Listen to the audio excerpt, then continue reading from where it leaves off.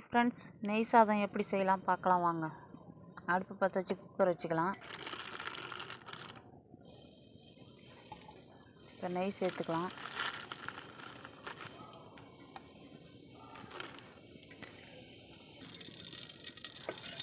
Oil கொஞ்சம் சேர்த்துக்கலாம்.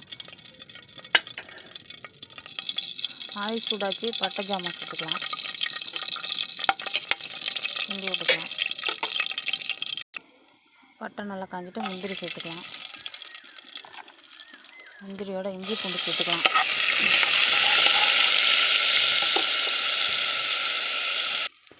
இஞ்சி பூண்டு நல்லா வதங்கிடுச்சு. வெங்காயம் சேர்த்துக்கலாம்.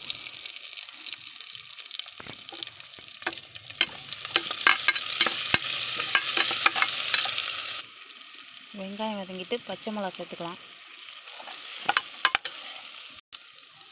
இப்போது தக்காளி சேர்த்துக்கலாம்.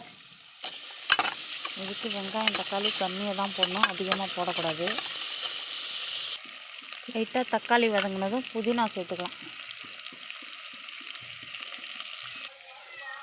புதினா வதங்கிட்டு தயிர் சேர்த்துக்கலாம்.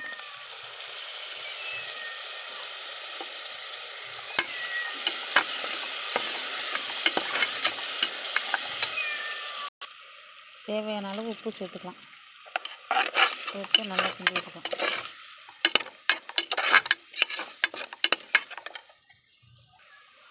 ஒன்றரை டம்ளர் அரிசிக்கு 1 டம்ளர் தேங்காய் பால், 1/2 டம்ளர் தண்ணி சேர்த்துக்கலாம்.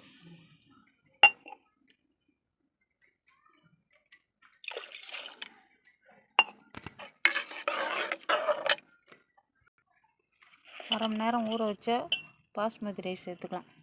2 டம்ளர் அரிசிக்கு 1/2 டம்ளர் தண்ணி. எல்லாம் ரெடி ஆகிடுச்சு. குக்கரை மூடி ஒரு விசில் வச்சு எடுத்துக்கலாம்.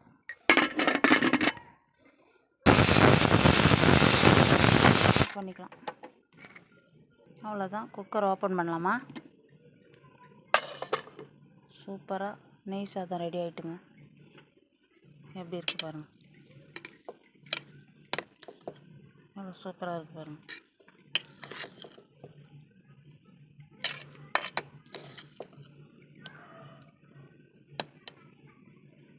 ட்ரை பண்ணி பார்த்துட்டு எப்படி இருக்குன்னு சொல்லுங்கள்.